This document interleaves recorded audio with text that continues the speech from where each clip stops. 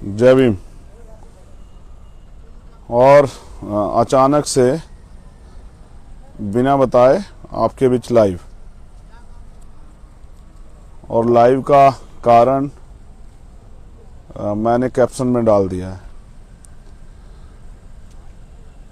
बहुजन समाज में जन्मे सभी संतों, गुरुओं, महापुरुषों को नमन करते हुए, और आज का महत्वपूर्ण लाइव जो बिना किसी जानकारी के, मुझे भी जानकारी अभी आई कि भाई कल जो है पहले प्रथम चरण की वोटिंग है, और जानकारी तो थी मगर ये जानकारी नहीं थी कि अभी अचानक से बीच में जो है ना मुझे इस अपील के साथ मुझे लगा था कि कुछ वीडियो वगैरह मैंने पहले बना दी थी तो शायद वो अपील ना करनी पड़े, लेकिन हमारे भीम आर्मी के जो लीडरशिप है उनका आदेश आया कि आपको अपील करनी चाहिए। तो आज हम उत्तराखंड में हैं, जिला हरिद्वार में, जहाँ भी अपने प्रत्याशियों के जहाँ 14 तारीख में चुनाव है उनके समर्थन में road show, door to door campaign जो है कर रहे थे। तो फिर आदेश आया तो उन्होंने कहा कि आपको अपील करनी चाहिए, और मुझे लगा कि नहीं सही है, सब लोग अपील कर रहे हैं तो मुझे भी अपील करनी चाहिए।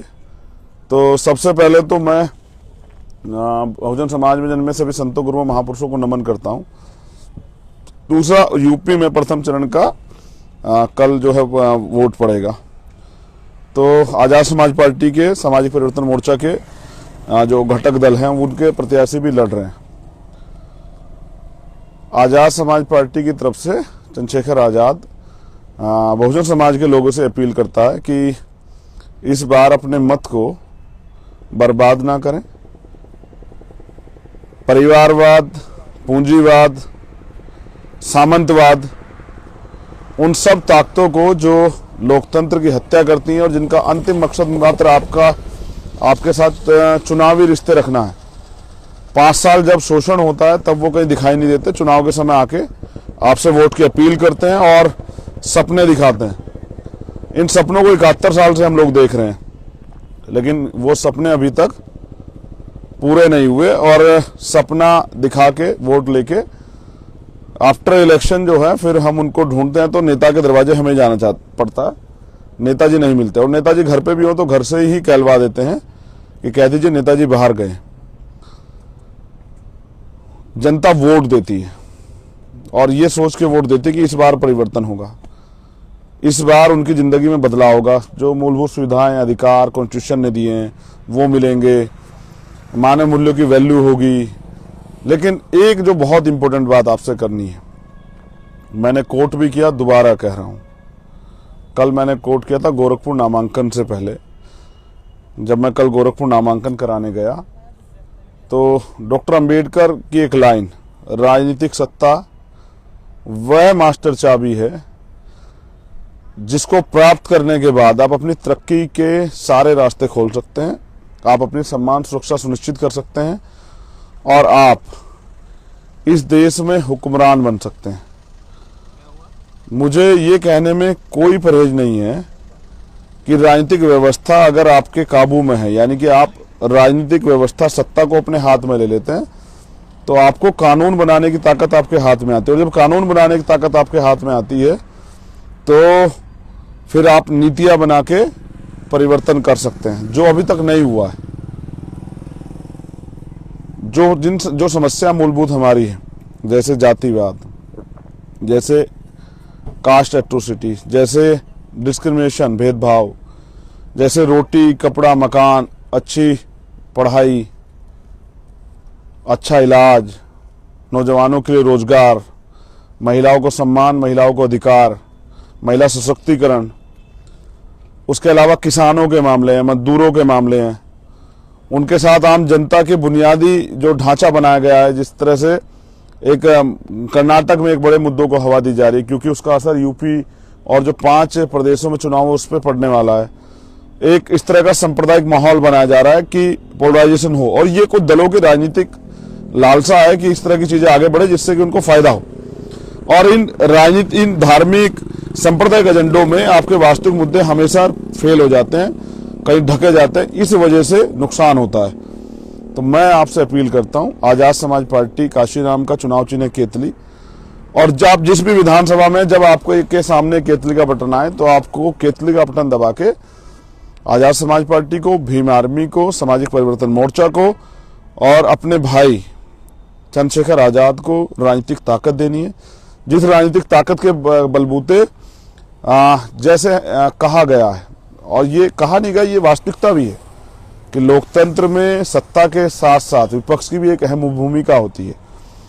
और हम विपक्ष हैं, हम सड़कों पे तो लड़े, लेकिन अगर पॉलिटिकल पावर, पॉलिटिकल स्ट्रेंथ हमारे साथ खड़ी हो जाती है, उत्तर प्रदेश में भी निर्णय आपको लेना है, किसी भी दल की एब्सोल्यूट मेजॉरिटी गवर्नमेंट नहीं बन रही है। अगर आजाद समाज पार्टी के मेंबर जीत के आते हैं और आजाद समाज पार्टी के जरिए सरकार बनती है, तो जो मैनिफेस्टो हमने दिया है महिलाओं के लिए, माँ के लिए, बहन के लिए, दादी के लिए, पिता के लिए, चाचा के लिए, नौजवान के लिए, किसान के लिए, मजदूर के लिए, तो वो मैनिफेस्टो हम लोग लागू करा सकते हैं। जिन दलों को आप आज तक वोट देते आए, भरोसा करते आए, वो आपको ठगते आए, उनसे भरोसा हटा के, क्योंकि वो आपके मुद्दों पे, भरोसे पे खरा उतरने नहीं वाले हैं, तो आजाद समाज पार्टी के प्रत्याशियों को वोट दें, उनको जिताने का काम करें।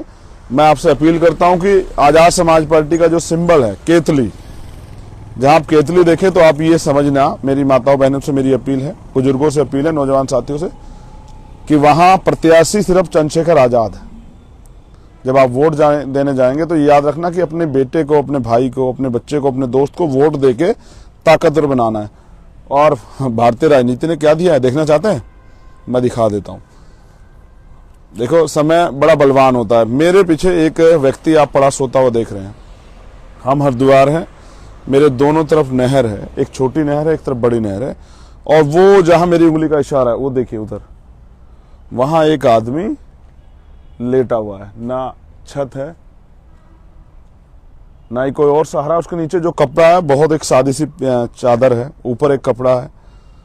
और जब मैं यहाँ लाइव करने के लिए रुका था तो मैंने देखा, मुझे लगा कि पहले कोई सामान पड़ा हुआ, लेकिन बाद में पता लगा कि ये भारत का एक जिम्मेदार नागरिक है। अगर आज भी इस लोकतंत्र में हमें सर ढकने के लिए छत नहीं मिली है, हमें इंसान जैसी जो प्रत्येक इंसान को मिलनी चाहिए सुविधाएं वो नहीं मिली है, इसका जिम्मेदार चंद्रशेखर आजाद नहीं है, इसका जिम्मेदार वो नेता है जिनको आपने आज तक वोट दी, जो 2-3 करोड़ रुपए चुनाव में खर्च करते हैं और उसके बाद उस पैसे को पूरा करने के लिए ही अपनी राजनीति को आगे बढ़ाते हैं। अमीरों की इस राजनीति से गरीबों को कुछ नहीं मिला, और गरीबों को अगर अपनी जीवन में परिवर्तन चाहिए, अधिकार चाहिए, तो उनको अपनी राजनीति खड़ी करनी पड़ेगी, वरना हालात ये हैं। हो सकता है मेरे बात करते हुए कभी उठ जाए, लेकिन सच ये है कि आम आदमी जिस देश में आज भी अमीरों के पास बड़े बड़े बंगले हों, कोठियां हों, मॉल बने हुए, और फिर भी कोई गरीब आदमी सड़क पे सोता है पेड़ के नीचे। ये सर्दी का समय है, रात के 9 बज रहे हैं, ठंड है। टेम्परेचर में अगर कहोगे तो कोई मेरा मोबाइल देना, मैं अभी आपको टेम्परेचर बता देता हूं क्या है यहाँ का।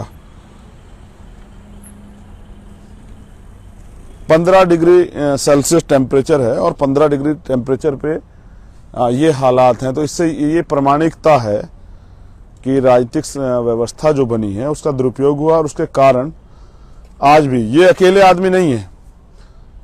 काशीराम साहब आंदोलन चलाए, झुग्गी झोपड़ी आंदोलन, शरणार्थी आंदोलन, जब दिल्ली में बड़े पैमाने पे लाखों की संख्या में लोग इस तरह रहते थे, और आज भी करोड़ों की संख्या में लोग भूखे पेट सोते हैं, बिना छत के सोते हैं, इलाज ना मिलने कारण मर जाते हैं। नौजवानों के गरीब जो हैं सपने होते हैं पढ़ाई के, और पैसे ना होने के कारण टूट जाते हैं। आप अपने किसी परिचित को खो देते हैं क्योंकि आप अच्छा इलाज नहीं करा पाते। आप अपनी बहन की शादी में बहुत सारे सपने देखते हैं, क्योंकि जेब में पैसे नहीं, आप उसको पूरा नहीं कर पाते। उस बहन के भी सपने टूटते हैं और आपके भी टूटते हैं। और कुछ गरीब लोग कर्ज लेके उन सपनों को पूरा करने का प्रयास करते हैं, और सारी उम्र जो है साहूकार का कर्ज उतारते रहते हैं, जबकि इन सब की जिम्मेदारी सरकार की है। लेकिन क्योंकि अभी हमारे लोग बड़े पैमाने पर तैयार नहीं हुए, तो धीरे धीरे वो समझेंगे कि ये वोट का अधिकार किस लिए मिला था, गुलामी के लिए, गुलामी से मुक्ति के लिए। और वोट की सुरक्षा माननीय काशीराम साहब कह गए हैं कि बहन बेटी की रक्षा की तरह करनी है। जैसे हम लोग बहन बेटी की रक्षा करते हैं, उसी तरह वोट की सुरक्षा करनी है। वोट को फेंकना नहीं है, वोट को बेचना नहीं है। जैसे कोई अपनी बहन बेटी को नहीं बेचता और सह सम्मान उसकी रिश्ता तय करके देखभाल के जिम्मेदार व्यक्ति को सौंपता है और फिर आगे भी ख्याल रखता है, उसी तरह से अपनी वोट को देना है। और मैं आपको आज़ाद समाज पार्टी काशीराम का भीम आर्मी में कार्यकर्ता होने के नाते विश्वास दिलाता हूँ कि आपकी वोट हमें ताकत तो देगी, उसके साथ साथ आपकी वोट हमें लड़ने की हिम्मत और संघर्ष करने का हौसला भी देगी। आपने आज तक अमीरों को वोट की ताकत देके आगे बढ़ाया। आज आपका बेटा, आपका भाई, आपका दोस्त आपसे अपील करता है साथियों से कि अपने एक एक वोट आज़ाद समाज पार्टी काशीराम के प्रत्याशियों को देकर उनको विजय बनाने का काम करें और मुझे लड़ने के लिए राजनीतिक शक्ति दें। और ये परिवर्तन, सामाजिक परिवर्तन, आर्थिक मुक्ति का जो आंदोलन मान्यवर काशीराम साहब चलाते थे, जिसके लिए बाबा साहब अम्बेडकर ने हमें अधिकार दिलाने के लिए 4-4 बच्चे कुर्बान किए, काशीराम साहब अपना जीवन कुर्बान किए। हम उनके जैसे नहीं हो सकते, हम तो उनके पैरों की धूल भी नहीं हो सकते, लेकिन सच ये है कि किसी ना किसी को तो उनका आंदोलन आगे बढ़ाना ही। और मैं प्रयास करूंगा कि अपने साथियों के सहयोग से इस आंदोलन को आगे बढ़ाऊं। लेकिन एक बहुत इंपॉर्टेंट बात कहकर मैं इस लाइव को खत्म कर दूंगा। बाबा साहब अम्बेडकर जब जिए तब हमारे लोगों ने उनका साथ नहीं दिया। साथ देते तो हमारा राज बहुत दिन पहले आ जाता। उन्होंने अपनी पत्नी, अपने 4-4 बच्चे कुर्बान किए, लेकिन उनका सपना आज भी अधूरा है। मान्यवर काशीराम साहब जब जिए, संघर्ष किए, तो कुछ जगहों को छोड़ के उनका साथ नहीं दिया गया, जबकि बहुजन समाज का वोट 85% है। ये 85% वोट जिस दिन एकजुट हो खड़ा हो जाएगा, उनका उस दिन राज स्वतः स्थापित हो जाएगा। भाई अगर इसमें से 10-20% इधर हो जाता तो भी 50.1% जिसके पास है वो जीतेगा। उनके केंद्र में भी सरकार होगी, स्टेट में भी सरकार होगी। तो काशीराम साहब अपना जीवन पूरा कुर्बान कर दिए। उनके जाने के बाद हमारे लोग उनको पूजते हैं, उनके विचारों पे चलने की बात करते हैं, उनके सिद्धांतों को तो अपना नहीं सकते हैं। लेकिन सवाल ये है, क्या उनका सपना पूरा हो गया? उनकी तो विचारधारा की भी हत्या हो गई है। जिस विचारधारा को, जिस कमजोर वर्ग को, वंचित तबके को, SC ST OBC minority, converted minority, जिनको वो मालिक बनाना हुक्मरान बनाना चाहते थे, आज भी वो वोटर ही बना हुआ है। और तमाम दल क्या क्या कर रहे हैं, कोई 300 करोड़ में 50 सीटें बेच रहा है, कोई कुछ और कर रहा है, कोई कुछ और कर रहा है। कुछ लोग और नए जो हैं वो लोहियावादी कहते हैं खुद को, और फिर वो अपने मंच से कहते हैं कि अम्बेडकरवादी भी हमारे साथ आ जाए। यानी कि वो तो अम्बेडकरवादी नहीं है। जो अम्बेडकरवादी नहीं है, जो बाबा साहब अम्बेडकर के विचार को नहीं समझता, उनके सिद्धांतों को नहीं समझता, जो काशीराम साहब के आंदोलन को नहीं समझता। देखो, मैं एक चीज स्पष्ट करता हूँ, काशीराम साहब जब आंदोलन में आए तो उससे पहले वो आंदोलन के बारे में परिचित नहीं थे। बस बाबा साहब अम्बेडकर की एक किताब पढ़े जिसका नाम था एलिनेशन ऑफ कास्ट, जाति का विनाश, जाति का बीजनाश, उसको पढ़े और अपने चरित्र में, अपने चित्त में उसको बिठा लिए। उससे पहले वो एक क्लास 1 के अधिकारी थे, साइंटिस्ट थे। जिस दिन पढ़े, जिस दिन समझ आया, उस दिन से ही नया जीवन स्टार्ट कर दिया। जिस दिन चंद्रशेखर को ये समझ में आया कि राजनीतिक शक्ति क्या है, जब आप निर्दोष होते हैं, आरोप लगाना आसान है, बड़ी बड़ी बातें करना आसान है, किसी के परिवार का अपमान करना, किसी के परिवार को अपमानित करना बहुत आसान है। लेकिन एक कड़वी सच्चाई ये है कि निर्दोष होते हुए जब 6 महीने की जेल के बाद मेरे ऊपर रासुका लगाई गई और फिर मैं और 10 महीने जेल में रहा, तब मुझे एहसास हुआ कि कोर्ट से भी बड़ी, भावनाओं से भी बड़ी, तमाम तरह की ईश्वरीय शक्ति जिन पे लोग भरोसा करते हैं, उनसे भी बड़ी अगर कोई चीज है वो है सत्ता। उस दिन मेरी समझ में आया डॉक्टर अंबेडकर का वो कोट कि पॉलिटिक्स इज द मास्टर की, जिसका मैं जिक्र पहले भी कर चुका, कि राजनीतिक सत्ता वो चाबी है, वो सुनहरी चाबी है जो बदल देगी सब कुछ। अगर बहुजन समाज के लोग अपने जीवन में परिवर्तन चाहते हैं तो वो आजाद समाज पार्टी को वोट दें। और अगर आफ्टर इलेक्शन, चुनाव के बाद यही कहना चाहते हैं कि नहीं, ये सरकार अन्याय अत्याचार कर रही है, हम पर अधिकार नहीं है, हम सताए जा रहे हैं, और फिर आओ चंद्रशेखर लड़ो इस लड़ाई को, तो मैं तो तब भी लड़ूंगा, लेकिन फिर लड़ूंगा सड़क पे। अगर मेरे लोगों को जिता के भेजोगे तो सदन में आवाज उठेगी।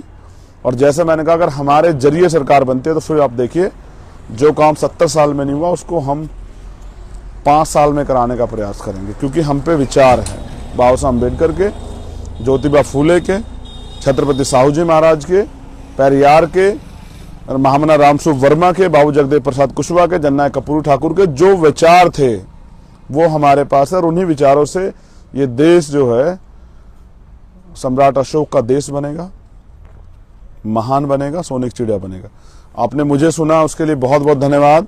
जय भीम, जय भारत, जय संविधान, जय लोकतंत्र। और लोकतंत्र की जय तभी होगी जब आपका निर्णय आपके लिए फायदेमंद होगा। और मुझे सुनने के लिए बहुत बहुत धन्यवाद। कल के लिए अपील कि जब आप सुबह उठकर वोट तो जरूर करें। आप जब कल का दिन अपनी अपनी वोट की अहमियत समझें कि वोट से निर्माण होने वाला है शक्ति का, तो वोट तो जरूर करें। लेकिन जब वोट करें तो एक बार याद रखें, एक तरफ वो लोग हैं जिनको आपकी वोट से मतलब है, और एक तरफ वो दल है माननीय काशीराम साहब के असली सिद्धांतों पे चल रहा है और जो संघर्ष के रास्ते पे, जिसने सरकार के सामने घुटने नहीं टिके। उसका एक एक कार्यकर्ता 5 साल सड़कों पे लड़ा है, उसने जेल काटी है उस आंदोलन के सिपाहियों ने, उसने मुकदमे झेले हैं उस आंदोलन के सिपाहियों ने, उसने अन्याय, जुल्म, जाति से अन्याय, अत्याचार देखा है। और फिर जब वोट डालने आए, याद रखें, हाथरस को ना भूलें, उन्नाव को ना भूलें, प्रयागराज को ना भूलें, किसानों के 750 किसानों के साथ जो जाति हुई है, उनकी जो साथ जो शहीद हुए, उनको ना भूलें। आजाद समाज पार्टी के पक्ष में मतदान करें। जय भीम, जय भारत।